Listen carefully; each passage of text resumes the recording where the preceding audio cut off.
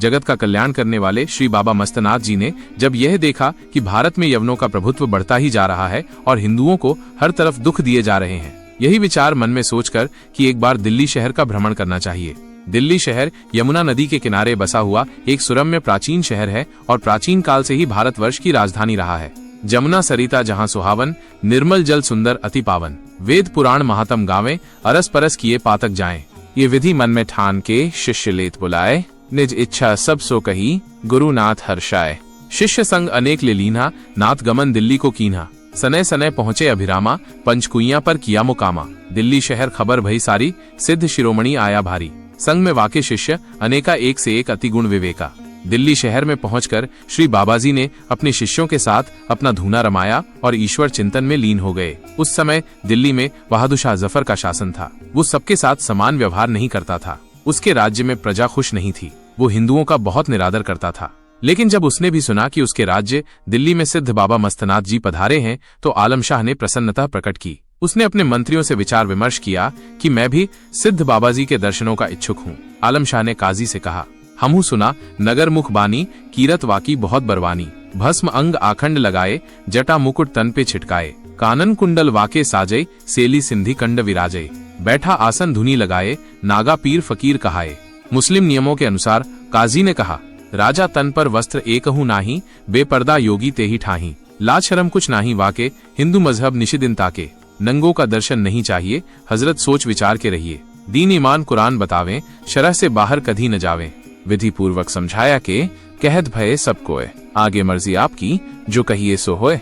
आलम शाह ने काजियों का निर्णय मान लिया और साथ ही उन्होंने एक परिचायक के हाथ सिद्ध बाबा मस्तनाथ जी को भेंट में देने के लिए एक आरक्षक दुशाला तथा कुछ स्वर्ण मुद्राएं उनकी धूनी पर भेज दी। सेवक दुशाला लेकर बाबा जी के पास पहुंचा और राजा द्वारा भेजी गई भेंट बाबा जी को अर्पित कर दी।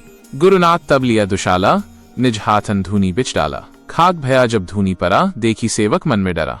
सेवक डरकर भाग गया और दुशाले वाला सब हाल राजा को कह सुनाया। ये सुनकर आलम शाह को बहुत बुरा लगा। अगले ही दिन उसने अपने मुख्य दीवान को बुलाकर कहा कि वो जाकर सिद्ध बाबा मस्तनाथ की परीक्षा ले। अगर वो करामाती सिद्ध योगी न हो तो उन्हें गिरफ्तार करके ले आए। राजा की आज्ञा मानकर दीवान श्री बाबा मस्तनाथ जी के पास पहुंचा और उनसे निवेदन करने लगा कि हे महाराज, हे गुरुनाथ, दुशाला दीजिए, वाके बदले दूसर लीजिए। कम कीमत का रहा दुशाला, तुमको देंगे कीमत वाला। सिद्ध शिरोमणि दीवान के असली आशय को समझ गए कि वो कोई चमत्कारी सिद्धि देखना चाहता है जिससे कि बादशाह की योग के प्राप्ति आस्था बढ़ सके। धूनी में से बहुत दुशाले गुरुदेव ने तुरंत निकाले, दीवान जी के आगे डारे, लेओ चीन जो हुई तुम्हारे। इस प्रकार से श्री बाबा जी ने योग बल से अंगारों में से अनेकों दुशाले निकालकर ढेर लगा दिया। दीवान इस चमत्कार को देखकर आनंद मग्न हो गया। वो बाबा जी के चरणों में गिरकर क्षमा मांगने लगा। तत्पश्चात उनके श्री चरणों की वंदना करते हुए उनके असली रूप के विषय में पूछने लगा। योगीराज ने बताया कि मैं स्वयं गोरक्षनाथ हूँ। मैं तो आलम शाह को कुछ देने आया था, किंतु वो तो मेरी ही परीक्षा लेने लगा है। विनाश काले विपरीत बुद्धे, ये बड़ी दुर्भाग्य की बात है। सिद्धों की परीक्षा लेना कितना अनर्थकारी होता है, ये बात शायद तुम्हारा राजा नहीं जानता। जिस राज्य में सिद्धों का आदर नहीं अपितु उनकी परीक्षा ली जाती है, उनका अपमान किया जाता है, वो राजा किसी कृपा के योग्य नहीं अपितु श्रप देने के योग्य है। तुम्हारा राजा वास्तव में बड़ा ही भाग्यहीन है। श्री बाबा जी ने दीवान से कहा कि वो आलम शाह को जाकर बतला दे कि मुझे किसी भी वस्तु की आवश्यकता नहीं है। हम तो रमते योगी है, हमें किसी भी सांसारिक पदार्थ की कोई आवश्यकता नहीं है। तुम्हारा बादशाह विषयांध है, उसे वास्तविकता का कुछ भी ज्ञान नहीं है। अब जैसा उसने किया है उसे वैसा ही फल मिलेगा। दीवान श्री बाबा मस्तनाथ जी की चरण वंदना करके और योगीराज की धूनी में से निकले। दुशालों को हाथ में लेकर वो बादशाह के पास पहुंचा और वहां जाकर उसने समस्त घटना विस्तार पूर्वक बादशाह को कह सुनाई। बादशाह सारी घटना सुनकर भली भांति समझ गया कि श्री बाबा मस्तनाथ जी बहुत ही पहुंचे हुए सिद्ध हैं। उधर सिद्ध शिरोमणि बाबा जी ने अपने समस्त शिष्यों को बुलाकर कहा कि वे सब एक साथ उल्टा नाद बजाएं और कहें कि यहाँ कोई तीसरी सत्ता ही राज्य करें। गुरु आज्ञा मानकर शिष्यों ने एक साथ उल्टा नाद बजा दिया। साथ ही उन्होंने ये भी कहा कि अब यहाँ कोई तीसरी शक्ति ही राज्य करे। उनमें से एक शिष्य कीरतनाथ ने उल्टा नाद नहीं बजाया। दूसरे शिष्यों ने कीरतनाथ से कहा कि तुमने गुरु की आज्ञा का उल्लंघन किया है। गुरुदेव ने कीरतनाथ से नाद न बजाने का कारण पूछा तो कीरतनाथ ने कहा, गुरुदेव, मेरी समझ में ये नहीं आया कि यहाँ पर कौन सी तीसरी सत्ता राज्य करेगी। गुरुदेव ने कीरतनाथ की शंका का निवारण किया और कहा, हे शिष्य, यहाँ बहुत जल्दी ही तीसरी शक्ति आने वाली है।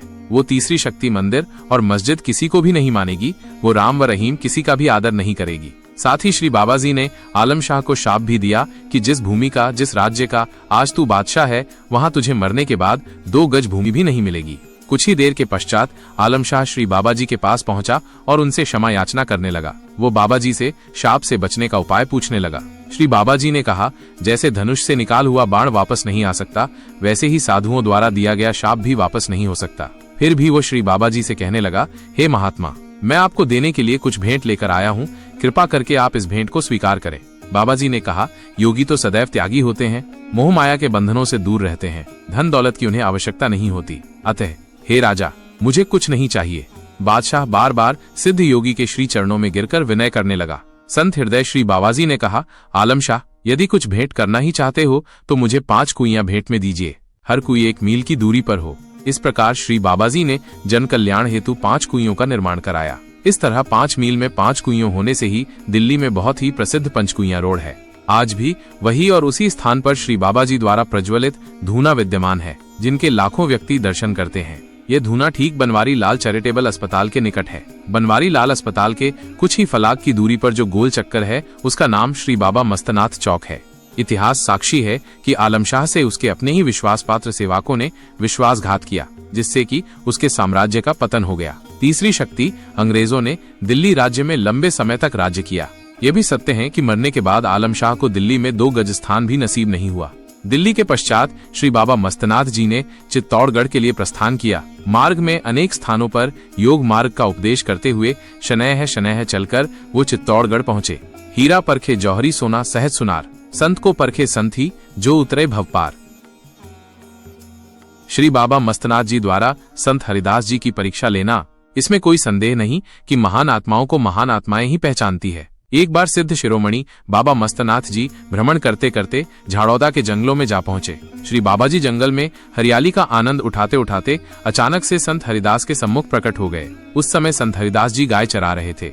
गौ सेवा में उन्हें बहुत आनंद आता था। जिस समय बाबा मस्तनाथ जी हरिदास जी के सम्मुख प्रकट हुए तो दोनों सिद्धों ने दिव्य दृष्टि से एक दूसरे को पहचान लिया। संत हरिदास जी इस प्रकार से अचानक श्री बाबा मस्तनाथ जी को आया देखकर और उनके दर्शन पाकर अति प्रसन्न हुए। संत हरिदास जी ने अपनी ओढ़ी हुई चादर को ही उतारकर श्री बाबा मस्तनाथ जी के आसन के लिए बिछा दिया। जंगल में ही श्री बाबा जी की पूजा वंदन की और बहुत भावुक हो गए।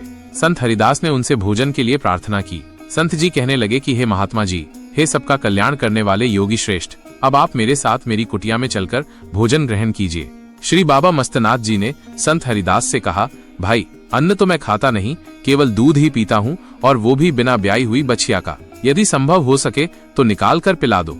श्री बाबा मस्तनाथ जी का प्रश्न सुनकर संत हरिदास जी ने अपना कमंडल उठाया और एक बिना ब्याई हुई बछिया को श्री बाबा मस्तनाथ जी के सम्मुख खड़ा कर उसकी पीठ थपथपाई और मन ही मन प्रार्थना करने लगे, हे गौ माता, हे कामधेनु, आज मेरी लाज आपके ही हाथ में है, इसलिए हे माता, मेरी लाज बचाना। ऐसी प्रार्थना कर संत हरिदास जी बछिया का दूध दुहने बैठ गए। संत जी ने चारों थनों में पानी के छींटे दिए। भगवान की ऐसी कृपा हुई कि जिस भी थन का हरिदास जी ने स्पर्श किया उसी में दूध उतर आया।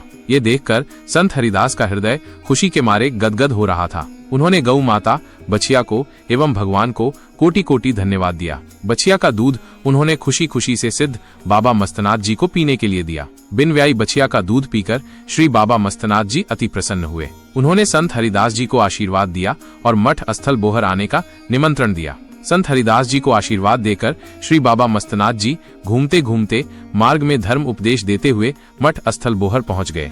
संत हरिदास भी बहुत पहुंचे हुए सिद्ध थे, उनके लिए कुछ भी करना असंभव नहीं था। संत जी पल भर में ही असंभव को संभव कर दिखाते थे।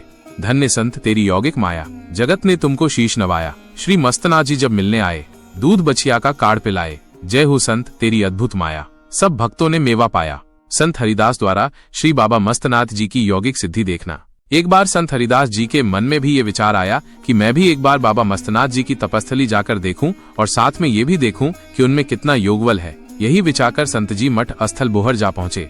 श्री बाबा मस्तनाथ जी की तपस्थली देखकर संत जी का हृदय अति प्रसन्न हुआ। तपस्थली का भ्रमण करते करते वे देवालय तालाब पर जा पहुंचे। तालाब की सुंदरता तो देखते ही बनती थी। चारों तरफ भांति भांति के वृक्ष पंक्तिबद्ध खड़े थे।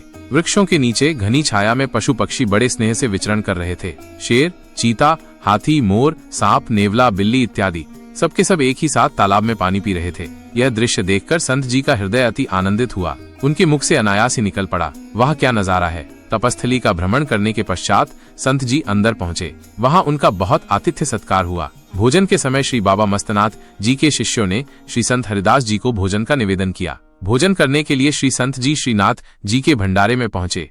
भोजन करने से पहले संत ने कहा, हे भाई, मैं तो भोजन करने से पहले अपना कमंडल घी भरकर पीता हूँ, उसके बाद भोजन करता हूँ। मठ के साधु जो श्रीनाथ जी के भंडारे में कार्यरत थे, वे अति शीघ्रता से घी का बारा उठकार ले आए और श्री संत जी से कहने लगे कि संत जी, अपना कमंडल आगे कीजिए, हम इसे घी से भर देते हैं। पहले आप अपना कमंडल घी का भर कर पी लीजिए, तत्पश्चात भोजन पा लेना। कमंडल में घी डालते डालते पूरा का पूरा बारा खत्म हो गया, किंतु कमंडल भरने का नाम ही नहीं ले रहा था। ये सब देखकर कुछ शिष्य घबराकर श्री बाबा मस्तनाथ के पास पहुंचे और कमंडल घी से न भरने वाल पूरी घटना उनको कह सुनाई। श्री बाबा मस्तनाथ जी ने कहा, हे प्रिय शिष्यों, तुम्हें घबराने की आवश्यकता नहीं है। संत जी की माया तुम्हारे काबू से बाहर की है, अतः मैं स्वयं ही जाकर उनकी इच्छा की पूर्ति करूंगा। श्री बाबा मस्तनाथ जी ने तुरंत अपना कमंडल उठाया और श्रीनाथ जी के भंडार की तरफ चल पड़े। संत हरिदास जी के पास पहुंचकर श्री बाबा मस्तनाथ जी ने उनका हार्दिक अभिनंदन किया। तत्पश्चात उनकी कुशल क्षेम पूछी। कहने लगे, हे संत जी, लीजिए, आपको कितना घृत चाहिए। संत हरिदास जी ने ये सुनते ही अपना कमंडल आगे बढ़ाया। श्रीनाथ जी ने अपने कमंडल से श्री संत जी के कमंडल में घी डालना आरंभ किया। लंबे समय तक यही क्रिया चलती रही। घी की धार श्री मस्तनाथ जी के कमंडल से बंद होने का नाम ही नहीं ले रही थी और न ही संत जी का कमंडल भरने का नाम ले रहा था। इस प्रकार से दोनों सिद्धों ने एक दूसरे की तरफ देखा और मुस्कुराने लगे। दोनों महात्माओं ने अपना अपना बराबर का खेल मानकर घी डालने और डलवाने की क्रिया को अपने आप बंद कर दिया। दोनों सिद्ध महात्मा आपस में इस प्रकार से मिलकर अति प्रसन्न हुए। धन्य संत, तेरी अद्भुत माया, बोहर मठ में दर्श दिखाया, बहुत घना आतिथ्य पाया, बराबर सिद्धि का खेल दिखाया, मस्तनाथ से मिलकर आनंद मनाया। जय मस्तनाथ, तेरी अद्भुत माया। सब भक्तों ने शीश झुकाया। कमंडल घृत से खाली नहीं हो पाया, बराबर सिद्धि का खेल दिखाया।